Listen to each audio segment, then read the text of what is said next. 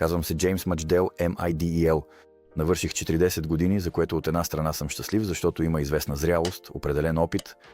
От друга страна знам, че с всяка изминала година ще има все по-малко и по-малко от това време. Но с три думи – предприемач, инвеститор, пътешественик, създател на интернет в продължение на няколко години в страната си и идеята да излезе отвъд границата, не само териториално, но и психическо.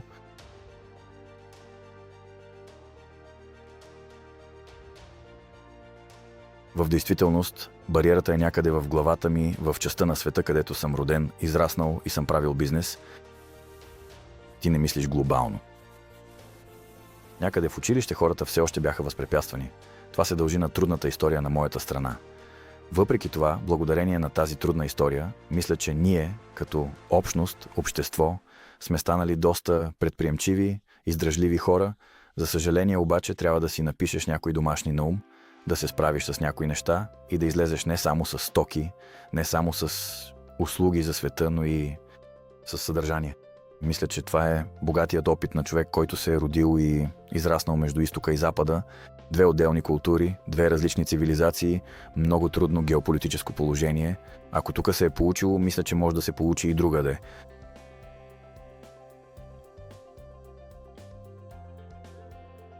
Със сигурност.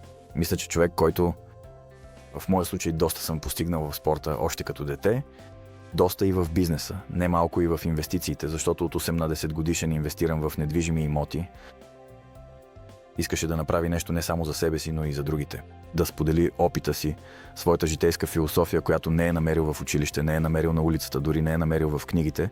Това, на което ни учат, са, разбира се, велики универсални мъдрости, религиозни, философски. Често от преди 2-3 века, но светът се е променил. И мисля, че си струва да се адаптира съдържанието и посоката на дейностите към този свят.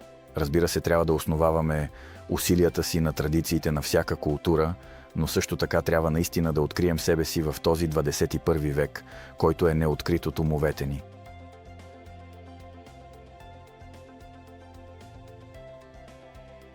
Тренирах карате. Всъщност засегнах повечето спортни дисциплини.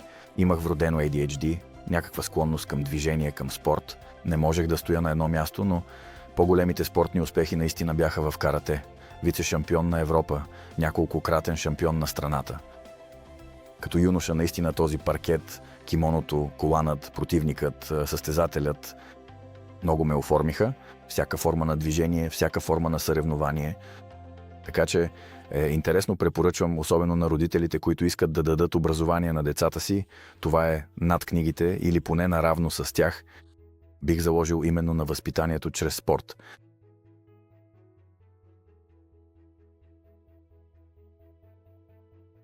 Мисля, че и двете дават много.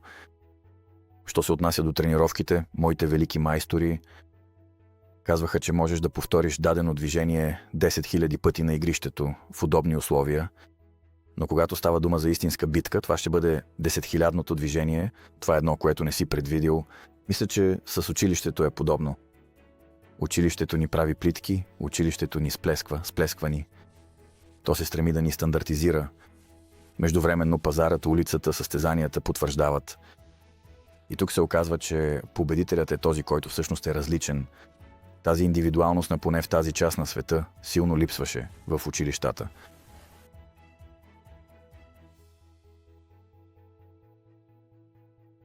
Мисля, че спортът учи на дисциплина, спортът учи на упорита работа, спортът е много аналогичен на бизнеса. Той всъщност дава резултат с закъснение, т.е. тренираш 2, 3, 5, 10 години и едва тогава идват резултатите. Същото е и в бизнеса, същото е и в всяка друга област на живота. Сложната лихва също работи тук, така че трябва да се научите, че всъщност се записвате за басейн или тенис клас. Закона езда. Ти си напълно бато зелен, постигаш много бърз напредък за няколко седмици, няколко месеца, но след това достигането на състезателно, майсторско ниво изисква няколко, може би дозина години тренировки и повечето хора не могат да се справят. Повечето хора се отказват. Днес ни учат да постигаме този ефект в рамките на минута, в рамките на час, ефектът на хапчето. В спорта няма ефект на хапчета, в спорта има резултатът от упорита работа. И мисля, че точно това съм взел от карате или от която и да е друга дисциплина, че за да бъдеш добър в нещо, просто трябва да работиш много години. После идва мускулната памет, после идва някакъв пространствен интелект, така че накрая просто сякаш владееш самото време и пространство. Това със сигурност дава спортът и в моя случай фантастично повлия на ума ми, а по-късно и на бизнеса, и мисля, че също така и лего конструкторите. Това също е един вид дисциплина. Невероятно е, че от 100 лего блокчета можеш да построиш 2 милиона комплекта или различни модели, които си създаваме някъде в ума си. Също така израснах, бях възпитан, за съжаление, с малки комплекти лего, защото тогава в семейството нямаше много пари, с книги, с спорт и, разбира се, в училище. И мисля, че училището е фантастично творение. Струва си човек да премине през него, независимо дали е на няколко или на няколко на 10 години.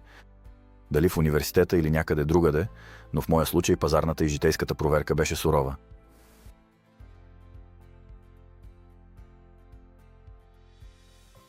Аз сам се отказах. Това беше много съзнателно решение. На около 19-20 години записах много добро висше образование. Мечтаях да стана мениджър, директор в някоя корпорация, в някоя голяма фирма. Така бях оформен и от училището. Мечтаях си за предприемачество.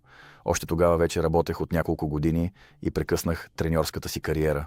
Мисля, че след 2-3 месеца работа, когато видях, че за съжаление в моя спорт няма да има пари, бях много привлечен от предприемачеството. Беше труден избор. Напуснах карата за удоволствие, но за съжаление започнах да работя доста усилено и здраво в бизнеса.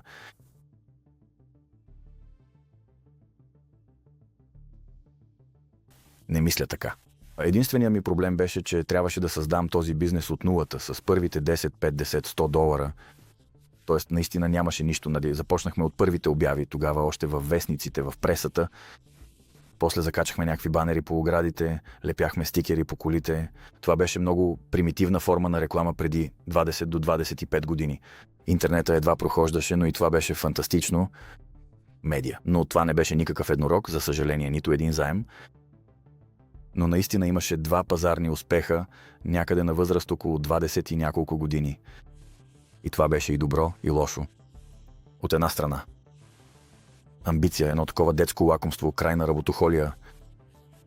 2 успеха, които дойдоха доста бързо, но си ги изплатих със здравето, защото това бяха 10 години много тежък труд. Но компания, изградена от нулата до десетки клонове на едната и другата фирма в страната.